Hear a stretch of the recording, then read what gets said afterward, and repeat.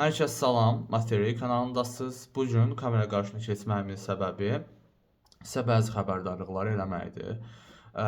Bilirsiniz ki, buraxılış imtahanına, ikinci bölgənin buraxılış imtahanına qalıb 42 gün, birinci bölgəninkinə də 35 gün falan qalıb. Belə baxanda çox uzun bir müddət deyil bu müddət. Yəni 40 gün o qədər də dəhşət uzun bir müddət deyil. Amma çox qısa da bir müddət deyil. Yəni bir şeylər dəyişdirmək üçün tam ideal bir müddətdir. Amma necə dəyişdirəcəm, hardan dəyişdirəcəm falan kimi suallar var. Heç onlara keçməmiş bəri başdan bəzi şeylər demək istəyirəm ki, kanalda 3 fənn üçündə, Azərbaycan dili üçündə, riyaziyyat üçündə, ingilis dili üçündə təkrar planı belə deyim də çəkmişəm. Hansı ki, onları mən uyğulayıram. Mən özüm o sistemlə, o çertyojla gedirəm. Yəni özüm uyğuladığım şey sizə tövsiyə edirəm. Yəni bu havadan, sudan bir şeylər deyil ki, keçən ildə mən məzunam və keçən il elədiyim şeyləri elədiyim və daha doğrusu eləmədiyim, yəni eləməli olduğum və də eləyib yanıldığım şeylərdən danışıram çox vaxtı. Yəni boş-boşuna danışmıram. Bir şey bilmək lazımdır ki, burada qalan bir müddətdə xırda detallar var. Bunları biraz beynindən silmək lazımdır. Baxın, yığdığınız baldan asılı olmayaraq deyirəm. Məsələn, bu tip suallar olur da şagirdlərdə ki, OTK-da filan qədər bal yığdım, imtahanda nə qədər bal yığaram. Qardaş, mən hardan bilim onu? Yəni o dəhşət çox sual gəlir elə ki, yəni OTK-da 180 yığdım, imtahanda nə qədər yığaram? Bax, bu çox faktora asılıdır. Sən imtahanda OTK-ya sınaq gözü ilə girirsən, sınaqla girirsən, sınaq kimi gedirsən, bilirsən ki, səhər yuxudan duranda bilirsən ki, bu sınaqdır. Amma imtahan günü sən səhər yuxudan durarsan ki, bir dənə imtahan var, bir şansım var mənim. O səni stres eləyəcək. Orada nə bilim, ayrı ciddi nəzarət olacaq. Sən orada stresslənərsən, stresslənməyəsən. OTK ilə dimin tipi, sual tipi, sualları qoyma tərzləri təmiz fərqlidir.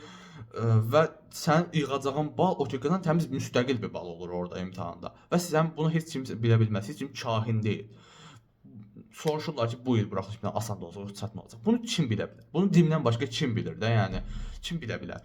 Düzdür, kəstirmək olur. Sən 2019-dan bəri sistem fərqlidir də buraxılışda.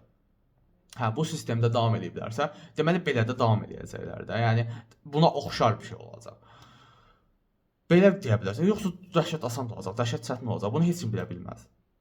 Sizə qalan. Sadəcə mövzu əskilərinizi bağlamaq və sadəcə imtahan tipinə, sisteminə alışmaqdır. Başqa heç eləyə bilməzsiniz bu baxımdan. OTK-da filan qədər yığdım, imtahanda bu qədər yığacam, mən arxayınam. Bilə bilməzsən bunu yəni. Bir də bir şey deyim. OTK ilə dimin sual tərzi, sual qoyma biçimi təmiz fərqlidir. Yəni belə deyim də, sən ola bilər ki, OTK-da riyaziyyatdan falan fulluyursan, amma dediyim imtahanda yazanmasan. Çünki OTK sual təkrarlayır açığı, yəni. Dim deyilir, o zaten dim deyilir, amma dim açıqlarda eləmir bunu. Dim açıqlarda hər dəfə özünə özgün, riyaziyyatdan danışıram. Özünə özgün, yəni spesifik bir şeylər yaradır, qoyur oraya. Yəni həmişə deməyim, son 3 ildə. Son 3 ildə daha məntiqi əsaslanan, daha maraqlı, qəşəng suallar qoyur açığa. Məsələ atır, funksiya atır, bir dənə həndəsə sualı atır, bir dənə analitik həndəsə sualı atır. Keçən il bizdə nə var idi? Bir dənə ehtimalla qarışıq məsələ var idi. Bir dənə sistem təhlili məsələsi var idi. Bir dənə funksiya var idi, parabola var idi, sürüşdürmə idi. Yəni deyək ki, bu ildə elə bir funksiya sual düşəcək. Sonra nə var idi? Bir dənə çevrə sualı var idi. Yəni ora düşür. Yəni təqribi nə düşəcəyini kəstirmək olur açığı. Bu tip şeylər. Amma deyim ki, o 19 suallardan düşür, sadəcə toplu tip düşür. Sadəcə toplu. Demək olar ki, hamısı topludan düşür də. Yəni ona görə deyirəm ki, bu təkrar sistemində, kanala atdığım videoda mən ilk öncə ümumiyyətlə təkrarlarınızı topludan eləməyi tövsiyə edirəm. Çünki 40 gün, 35 gün o qədər də qısa bir müddət deyil ki, siz toplu işləyə bilməyəsiniz. Demirəm təklərin şey 200 dənə test var, 100-ünü işlə. Cütlərin işi 50 dənə olur bu. Görürsən? Yəni o axırdakılar zaten blok tipidir. Zaten 50 sual, bir bölmədən 50 misal işləyəndən sonra sən onu kəsdirirsən ki, bunun teması nədir? Yəni bu mövzu nədir, nə olan şeydir? Siz gedib yazasınız, imtahan, yəni buraxılışa da çətin bir şey düşmür onsuz da. Yəni təkcə riyaziyyat bazında danışıram, o birilərdən də danışacağam. Amma məsələn, dayanmadan sınaq işləməyin də, o sınaq işləyirsən, 10 dənə sınaq işlədin, onu da ehtimal səviyyəsi. Aç YouTube-dan ehtimalın izahına bax da, yəni. O topluna ehtimal işlə. Yəni nəyə dirəşirsən də? Mən çatmır ki, dayanmadan sınaq işləmək sizi həqiqətən də irəlilədəcək bir şey deyil. Sınaq işləmək vacibdir. Amma dayanmadan sınaq işləməyin. Açın arada bir mövzu sual işləyin. Bilirəm, çoxunuzda çoxunuzda heç mövzuların hamısı bitməyib. Yəni yəqin ki, çox üzüdür, fırlama cisimdə falan bunlar qalır. Bəzi müəllimlər ehtimalı axıra saxlayır, bəziləri nə bilim triqon, loqaritmanı axıra saxlayır falan. Bu tip şeylər axıra qalır. Yəni istərsəniz siz sınaqda o sualları yaza bilmirsiniz. Yəni mənim tövsiyəm saxlamayın bunu müəlliminizə. Yəni müəlliminiz onu fevralın axırı keçəcəksə, oturun araya sıxışdırın, işləyin. Yəni reklam deyə yenə deyirəm. Mən Süleyman müəllimin keyfiyyətini bildiyim üçün, mən özüm oradan öyrəndiyim üçün sizə də oranı tövsiyə edirəm. Süleyman müəllimin Riyaziyyat Hərəkətsizliyin kanalının canlı hissəsi var. Keçən ilin canlılarında orada triqo, fırlanma cisimləri, ehtimal, sonra ya vacib mövzular hansı garanti bir sual düşəcək də. Triqo tənliklər bir sual düşəcək, triqo funksiya bir sual düşəcək. O videoya baxan triqonun məntiqini tutur artıq. 90% orada düşən sualı yazacaq. Qəbul baxın, buraxışa düşmüş sualların PDF-i var. Telegramdan istənilən kanaldan tapa bilərsiniz də yəni. Onları işləyin. Məsələn, mövzularına baxdınız Süleyman müəllimə ya da ki başqa müəllimə, mən sadəcə Süleyman müəllimi tövsiyə edirəm. Baxdınız, gedin onları işləyin. Götürüb topludan 500-dən sual işləməyinizə də bir baxma ehtiyac qalmır da. Çünki buraxılış tipi asan düşür. Belə deyim, okey? Yəni olay bundan ibarətdir. Riyaziyyatda çox da belə deyim də, düzdür, ilk sıfırdan bir şey öyrənsəz həmişə bu çətin olur da. Yəni sıfırdan triqo öyrənmək, sıfırdan loqaritma öyrənmək, sıfırdan funksiya öyrənmək çətin məsələdir. Çətin anlayışlardır. Amma bax ki, yəni 35 gün qalıb da. Yəni 35 günə bunu eləyə bilərsən. Sonra 14 gün qalmış demək ki, öyrənə bilərdim 35 gün qalmış, amma öyrənmədim, artıq belə əlhaya düşmüşəm. O düzgün yanaşma deyil. Vaxt olarkən burada da bəzi mövzuat fikirlərinizi bağlaya bilərsiniz deyə düşünürəm. Amma yenə deyirəm. DİM buraxılış imtahanı səviyyəsində əlavə nəşriyyatlara baş vurmağınıza ehtiyac yoxdur. Sadəcə oturun, topluluğa ya da ki, iddia kimi düşmüş buraxılış suallarını işləyin, çünki təkrarlanır. Onlar təkrarlanır. Davamlı şəkildə təkrarlandığı üçün elə ingilis dilində də, ingilis dil qrammatikası məsələn dəhşət asan düşür. Dəhşət asan dediyim, yəni OTK-da gördüyünüz o qrammatika suallarına nisbətən çox asan düşür. Nə tər deyim, mən bu OTK-da 16 sualın 15 dənəsi, bir dənə artikel sualın səhv yazmışdım. Amma keçən il buraxılışda 16 qrammatika yazmışdım mən. Yəni bu o demək deyil, mən çox əla qrammatika bilirəm. Söhbət ondan ibarət deyil. Mən OTK-nın qrammatika sualları 2 dəfə baxdım. 2 dəfə, hətta 3-cü dəfə bəzi baxdığım suallar var ki, çox tərəddüddə buraxır insanı. Variant çıxmaq belə olmur. Və uşaqlar gedib OTK-da ingilis dilini zəif yazanda ümumiyyətlə də genel olaraq reading listening də dəhşət asan salmır OTK.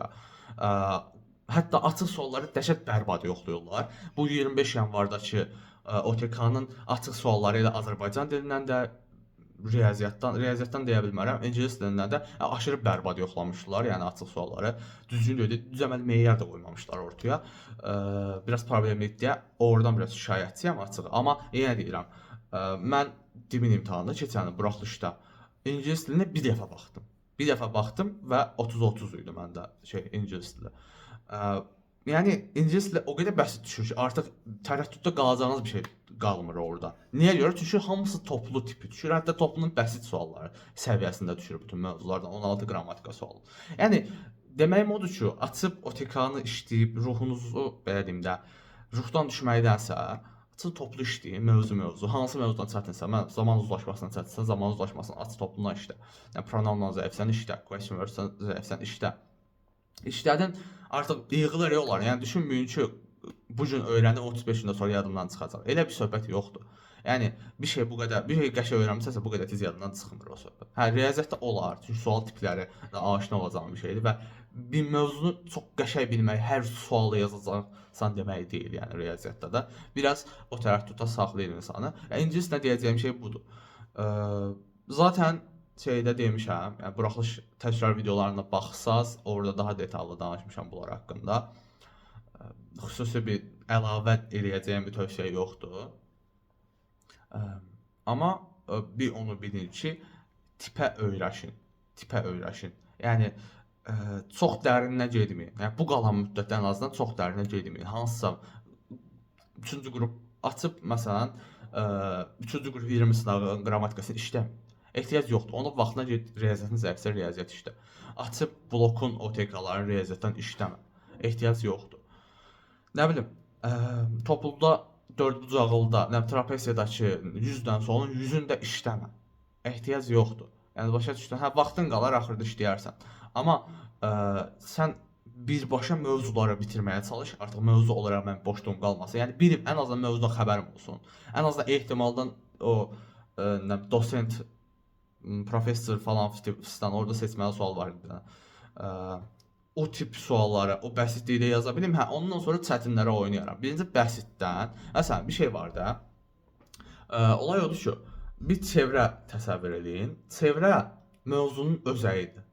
Artıq amma çevrə getdikcə məsələn iç-içə çevrələrdən ibarətdir. İç-içə çevrələrdən ibarətdir. Sən özəyi bilsən, mövzunun özəyini bilsən, kənarlara çata bilirsən. Amma sən sual tipinə işləsən, məsələn, sual tipi nədir? Bu tərəfdə, burada olan, lap yuxarıda olan bir çevrənin çölündə olan bir sual tipidir. Sən bu sual tipini yaza bilirsən. Amma özəydən düşür sual. Başa düşürsən? Özəyi bilsən bu tərəfdəki sual tipinə daşın olasın. Sən özəyi bilməsən, bunu da öyrənməlisən, bunu da öyrənməlisən, bunu da öyrənməlisən, bunu da öyrənməlisən. Ümumiyyətlə bütün fənlərdə belədir. Yəni bütün mövzularda belədir. İngilis dilinin mövzularında da, Azərbaycan dilinin mövzularında da. Yəni söhbət bundan ibarətdir. Okay. Mən yenə tövsiyəm. Bu zaman qısa qaldığı üçün ingilis dili, Azərbaycan qrammatikasına çox dərinə getməyin. Əminliklə deyə bilərəm ki, variant çıxıb belə orada fullaya bilərsiniz. Azərbaycan da fullaya bilərsiniz, ingilis də fullaya bilərsiniz. Qrammatikalardan danışıram. Hə, ingilis dili reading listening necə edərsiniz? Bir şey deyim. Bir şeyi yanılğıya salır ki, sizi OTK-nın listeningi asan düşürdü. Elə bilirsiniz ki, imtahanda da asan olur. Keçən buraxılış imtahana girmiş biri olaraq o səs ucaldan cızırtı ya da zırtılı da ola bilər. Siz arxada da oturmuş ola bilərsiniz. Birinci dəfədən nəsə olar tuta da bilməyə bilərsiniz. Oranın pronunciation biraz qəribə də olar çünki OTK-da çox aydın danışır speaker. Amma şeydə elə olmur həqiqətən də, yəni imtahanda elə olmaya bilir.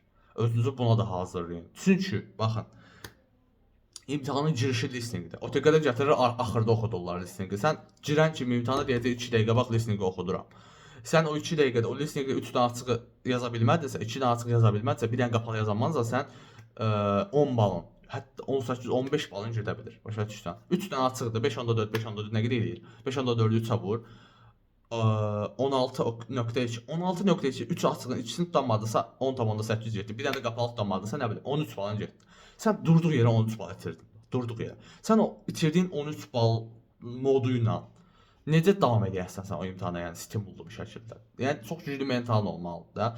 Haydi 13 bal itirdim, amma bu riyaziyyat da yazmasam getdi. Bunu da yazmasam getdi. Amma listening yaxşı yazsan, deyəsən ki, bu riyaziyyat açıq sualını yazmasam da o listingdən kompensasiya eləmişəm onsuz da. İstədiyim bala bəlkə çata bilərəm.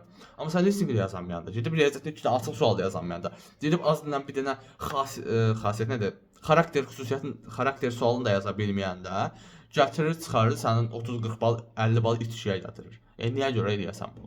Hələ yazdıqları da nə qədər düzdür, nə qədər səhvdir, onu da bilməyəsən imtahanda.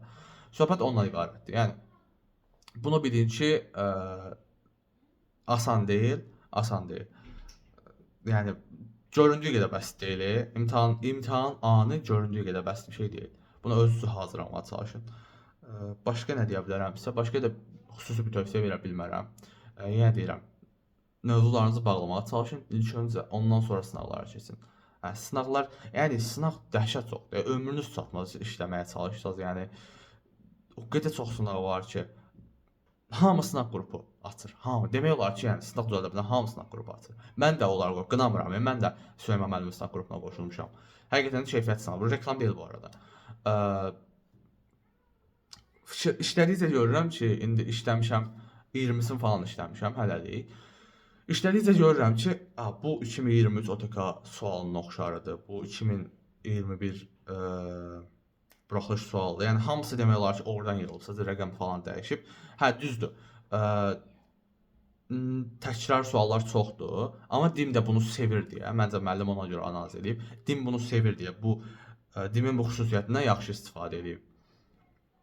Reklam deyil yəni deyə, istədiyiniz sınağı işləyə bilərsiniz. Bunun heç fərqi yoxdur. Açın, yəni buraxılış suallarını işləyin. Yəni 19-dan bəri düşən buraxılış suallarını işləyin. DİM-in tipini öyrənməyə çalışın, DİM-in dilini anlayın. O belə sizə bəs eləyəcək. Yəni bu bir şey deyil. Yəni mən nəyin kapitalist sistem var da artıq. Kapitalist sistemdə sanki nəyisə eləməsək, nəyisə pul verməsək, hansısa kitabı almasaq, Bu bizə zərərlə dönəcəkmiş kimi manipulə olunur o da sosial media tərəfindən. Artıq Instagramdakı o reklam reelsləri çoxalıb, filan müəllim garanti verir. Garanti verir ki 30-30 yazacağam. Buraxılışdan sonra yanıma yazıl 100% yazacaqsan falan. Bu tip şeylər gəlir insanın ağlına. Hə deyir ki, yox garanti verirsə deməli yaxşı müəllimdir. Garanti verirsə deməli mən yazacağam. Kimi şeylər ağlına gəlir. Halbuki hamısı safsatadır da yəni. Başa düşürsüz? Birinci nə qaracağınızı bilin. İkiniz də özünüz çalışmağa çalışın da yəni. Özünüz çalışmağa çalışın. Hə, müəllim ehtiyacdırmı? Əlbəttə ehtiyacdır. Yəni müəllimsiz heç kim belə deyim də doğulan kimi bir şey bilə bilməz də, yəni nə bir şey yoxdur. Mən bu dəqiqə nə qarım, yəni yaradım özümdən bir şeyləri. Bilən birindən məsləhət almalıyam. Bilən biri mənə öyrətməlidir də. Belə bir şeydir. Mən hansısa fənni ümumiyyətlə çox mükəmməl bildiyimi də düşünmürəm. Ortalama bilirəm və bu ortalama bəs edir ki, dildə yazasan. Çox mükəmməl bilib də yaza bilməyənlər var. Nə bilim, bir şey bildin ki, yəni gecə gündüz oxumağa ehtiyac yoxdur. Dimi yaxşı tanıyan biri tanıma doğrultusunda gedərək yaxşı nəticə əldə edə bilər. Yəni gecə gündüz oturum, filan nəşriyyat işləyim, Mücürünün mətn kitabını işləyim, NV Akademiya mətn kitabını işləyim, onu işləyim, bunu işləyim. Demirəm, heç bir anti-reklam eləmirəm, yəni istəmirəm də. Amma onu işləyim, bunu işləyim, ona pul verim, belə itib batırsan. Yəni nəticədə çox şey işləyirsən sən. Çox şey işləyirsən və o sənin stres kimi qayıdır. Ki mən bu qədər şey işləmişəm. Mən imtahanda yazmasam bütün əziyyətim boşa gedəcək. Hansı ki o qədər əziyyət çəkməyə belə ehtiyac yoxdur. Okay? Bütün məsələ bundan ibarətdir. Bu qədər deyəcəyim bu qədərdir. Yəni sadəcə heç bir diss falan atmadım. Nəysə, İzlədiyiniz üçün təşəkkürlər. Kanalı bəyəndinizsə like atın, bəyənmədinizsə dislike atın. Çox dəyərli fikirlərinizdə, yəni nətər deyim sizə. O gün Qaqaşın biri şey yazıb. Yəni məsələ bitdi, dərs hissəsi bitdi. Çıxa bilərsiz videodan. Amma bir şey danışacağım. O gün Qaqaşın biri videoma şey yazıb, yorum yazıb, yəni söyüş yazıb da, yəni konkret şey yazıb, mədəniyyətsiz bir ifadə yazıb. Yazıb ki, Qaqaş, niyə? Deyir 100% mən səndən çox yazmışam 9-cu sinifdə. Mən 9-cu sinif balım haqqında bir şey yazmamışam heç orada. Allah bilir, deyir 100% səndən çox yazmışam. 11-də də səndən çox yazacağam. Bilmirəm, mən məzunam da. Yəni mən 11 deyiləm. Mən bir dəfə imtahan vermişəm, mən yenə imtahan verəcəm. 100% 11-də də səndən çox yazacağam və bunu təhqir edici ifadələrlə deyib də. Yəni mən maraqlıdır ki, mən bir insana qıcıq eləyəcək qədər nə danışıram da burada. Yəni maraqlı söhbətdir.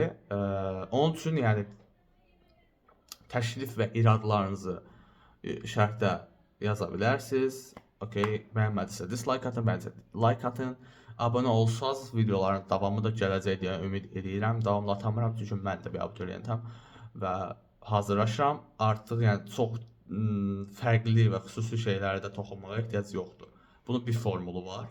Dimi tanımaq, çalışmaq. Все, qurtardı. Mən bunu tövsiyə edirəm və mən belə edirəm. Bu qədər təşəkkürlər. Bitdi.